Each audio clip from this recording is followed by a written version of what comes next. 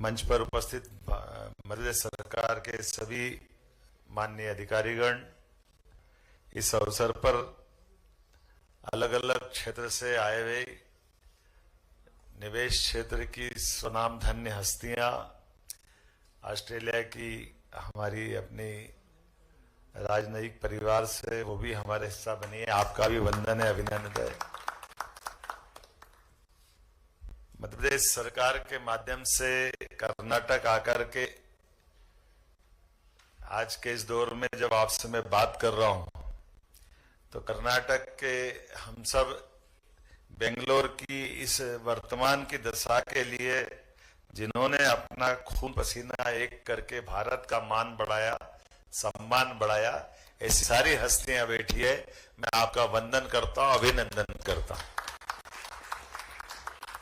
भारत को दुनिया में हजारों साल से सोने की चिड़िया के नाम से जाना जाता था और ये केवल कहने वाली बात नहीं, हमारी उद्यमशीलता की, हमारी परिश्रम की, हमारे काम करने की कार्य पद्धति की और सबको लेके साथ चल करके मानवता के मार्ग दिखाने की हजारों साल की हमारी एक पहचान रही। उस पहचान में हमारी उद्यमशीलता भी छिपी हुई है, कल्पनाशीलता भी छिपी हुई है, बौद्धिक क्षमता भी छिपी हुई है। और ये बौद्धिक क्षमता में व्यावसायिक निपुणता की ही प्रकाशा है कि यशस्वी प्रधानमंत्री के नेतृत्व में हम केवल स्मरण करें, कुछ साल पहले तक भारत की इकोनॉमी की दृष्टि से कहीं गिनती होती नहीं थी। ऐसा लगता था कि जरा हमारे लिए बोलने के लिए ज्यादा कुछ है नहीं, लेकिन कम समय के अंदर हमारी अपने उपलब्ध संसाधनों के बलबूते पर और ये बौद्धिक क्षमता के भरोसे से दुनिया की 5वीं इकोनॉमी बना करके माननीय मोदी जी ने जो कमाल किया, उसमें निश्चित रूप से आपका बहुत बड़ा योगदान है। और बदलते दौर में जिस प्रकार का समय चल रहा है, कदम कदम पर हमको अनुकूलता भी दिखाई दे रही, चुनौतियां भी दिखाई दे रही। और अनुकूलता चुनौतियों में से अलग अलग बहुत सारे सेक्टर निकल के आ रहे हैं, जिसमें बहुत बड़ी एक हमारी अलग राह निकल रही है, जिसके भरोसे से निश्चित रूप से हमारा अपना आने वाला भविष्य बहुत उज्जवल होने वाला है। मुझे इस बात की प्रसन्नता है, यशस्वी प्रधानमंत्री की तीसरी बार की सरकार में जो उनने आह्वान किया था और पूरे देश ने एकजुटता के साथ जिस रास्ते पे माननीय मोदी जी की सरकार जा रही है, उसमें सभी ने कदम बढ़ाया है और आपने सबसे ज्यादा महत्व की इस मार्ग को आगे बढ़ने के लिए हिम्मत दिखाई। मैं आप सबका वंदन करता हूं, अभिनंदन करता हूं। कुछ चुनौतियां भी हमारे देश की है, जिस चुनौतियों के भरोसे से हमारे मेहनत का साथ अपनी मेहनत तो करते हैं, मेहनत करने में कहीं कोर कसर बाकी नहीं, लेकिन उचित मार्गदर्शन, टेक्नोलॉजी का योगदान, अंदर की इच्छा शक्ति को आगे बढ़ने के लिए ललक लगाते हुए लोग, लेकिन नवीन अनुसंधान की नई परंपरा में नवीन स्टार्टअप के माध्यम से जो मार्ग खुलता है, उस मार्ग के माध्यम से निश्चित रूप से भारत की दुनिया देखेगी और भारत अपना हक हासिल करेगा। ये हमारी बड़ी संभावना है। मैं अपने इस अवसर पर, खासकर इस अवसर पर मध्य प्रदेश को उसी दृष्टिकोण से देख रहा हूं कि जब हम कर्नाटक में आके बात कर, कोयम्बटूर में बात करते हैं और सरकार के माध्यम से जब इस तरह के ऑफर देते हैं, तो वर्तमान के दौर में देने में थोड़ा अटपटा जरूर लगेगा, लेकिन मैं काल के प्रवाह के उस उदाहरण को जरूर आपके सामने लाना चाहूंगा। माध्यम से हमारी सरकार की मनोदशा क्या होना चाहिए वो आपके सामने आ जाएगा। हम सब जानते हैं कि हमारा सन की शुरुआत होती है, जैसे ईस्वी सन 2024 की बात करेंगे, ये ईसा मसीह के जन्म के साथ होता है। हिजरी संवत की बात करेंगे तो वो उनके शरीर छोड़ने के साथ जुड़ा हुआ है। लेकिन हमारे विक्रम संवत की बात करते हैं तो विक्रम संवत यह अपनी पुरुषार्थ का है, हमारे पराक्रम का है। और पुरुषार्थ पराक्रम से ज्यादा ये सरकार की उस मनोदशा का जिसका हम सब इंतजार कर रहे हैं, मैं आपको थोड़ा बताना चाहूंगा।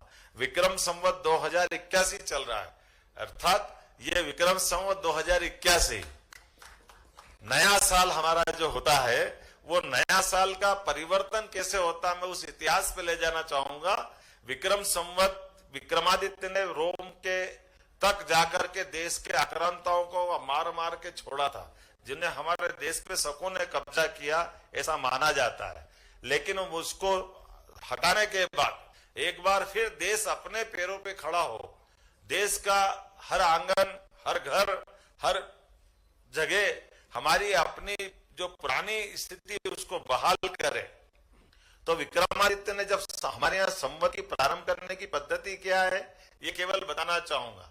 उन्होंने जितने भी अपने पूरे देश के भूभाग के नागरिकों से कहा है कि किसी पे भी कोई कर्जा हो, वो सारा कर्जा मेरे पास वही दस्तरे देने वाले और लेने वाले, साहूकार और लेने वाले जो कर्जदार है दोनों आ जाए, और शासन से सबका एक एक पैसा कर्जा सरकार चुकाएगी, किसी पे कोई कर्जा नहीं होना चाहिए। ये हमारी गौरवशाली परंपरा है, क्योंकि हमको जब समाज को लेके आगे बढ़ना है तो जो जिस क्षेत्र में आगे बढ़ना चाहता है सरकार को उसकी वहां मदद करना चाहिए। ये हमारी परंपरा है। सरकार जब मदद करती है तो अपनी उद्यमशीलता प्रारंभ होती है, हमारी क्षमता, बौद्धिक योग्यता, हाथ की मेहनत, सबका योगदान मिलता है।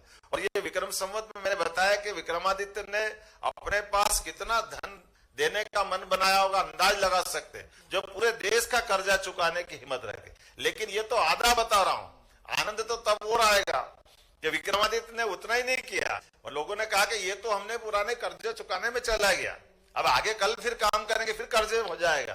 तो उन्होंने कहा ये बिल्कुल सही है, ये कर्जा तो मैंने पुराना कर्जदार वालों के लिए दिया था, आप इतना ही धन और ले जाओ जिसके भरोसे भविष्य में भी आपको कर्जा की जरूरत नहीं पड़े। इतना दम जिसमें वो संवत की शुरुआत कर सकता है, ये उज्जवल परंपरा भारत की है, जिसके कारण हमारी दुनिया में संस्कृति सदैव मान सम्मान पाती रही है। अर्थात जब हमारा युद्ध काल होगा तो युद्ध में हमारे सैनिक अपनी सैनिकों की मनोदशा की पराकाष्ठा करेंगे, हम बहादुरी से वहां मुकाबला करेंगे। लेकिन जब युद्ध काल नहीं है तो हमारे देश को आगे बढ़ाने के लिए सभी क्षेत्रों में सरकार की मनोदशा, मनोभावना इसी भाव के आधार पर होना चाहिए कि जो जिस क्षेत्र में आगे बढ़ सकता है उसी क्षेत्र में बढ़ाने की जरूरत है। और मुझे इस बात की प्रसन्नता है, हमारी सरकार बनने के बाद हमने ये सभी सेक्टरों में समान रूप से आगे बढ़े, क्योंकि यहाँ बहुत बड़े पैमाने पर आईटी के लोग भी बैठे। आईटी की तरह से भी हमने हमारे आईटी के जो सेक्रेटरी है उनने बहुत अच्छे से बात रखी है कि आज व्यापार व्यवसाय के लिए जिस प्रकार की जरूरतें हैं वो सब हम देने को तैयार है।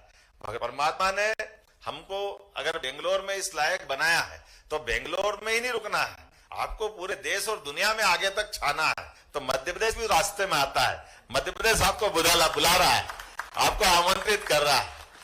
आपको कोई अंतर नहीं लगेगा, बेंगलोर में बैठे बैठे आप मध्य प्रदेश में उतनी ताकत से व्यापार व्यवसाय बढ़ा सकते हैं। बल्कि मैं तो उम्मीद करता हूं कि जैसे अभी बहुत अच्छी बात आपने कही है कि ये भाई बहन का रिश्ता मध्य प्रदेश से जुड़ता दिखाई दे रहा है, मुझे उसका आनंद महसूस हो रहा है। वो स्पंदन आ रहा अंदर से, जिसके भरोसे से आप यहाँ का पैसा वहां भी लगाओगे, वो बढ़ाएगा, कम होने वाला नहीं है। इसकी गारंटी सरकार के माध्यम से मैं दे सकता हूं। और केवल आईटी में, किसी सेक्टर में भी, एनर्जी सेक्टर में अभी आपके बीच में से आपने कहा है वर्तमान में आज मध्य प्रदेश अपने सरप्लस एनर्जी स्टेट के नाते से जाना जाता है और उसमें भी 23% नवकरणीय ऊर्जा है।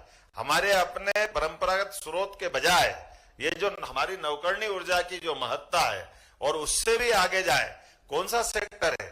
टूरिज्म का है। टूरिज्म में तो अभी आपने फिल्म देखी है, हमारी विदिशा ने बहुत अच्छा अपना प्रस्तुतिकरण दिया है। लेकिन टूरिज्म में भी केवल वो टूरिज्म नहीं, religious tourism, health tourism, education से सारे क्षेत्र में। और एमएसएमई के हमारे पीएस ने बहुत अच्छी बात रखी, इंडस्ट्री की दृष्टि से भी बहुत अच्छा है।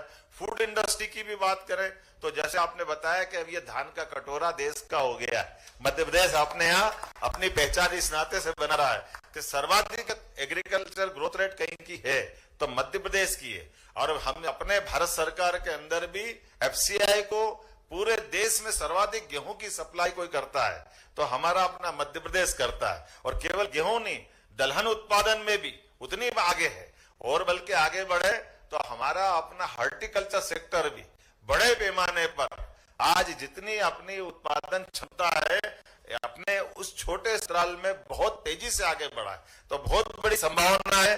ज्यादा मैं कुछ बोलूंगा नहीं, बोलने के लिए तो बहुत कुछ है, लेकिन काफी समय हो गया है। हम पत्र लिखते हैं और पत्र लिखते तो पहले, आजकल तो पत्र का जमाना कम हो गया, पहले लिखते थे तो उसमें पूरी कहानी लिखते और लिखते लिखते जब अपन आखिरी बात करते कि अब आगे क्या लिखे, आप खुद समझदार है।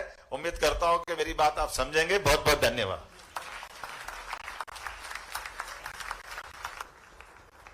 धन्यवाद।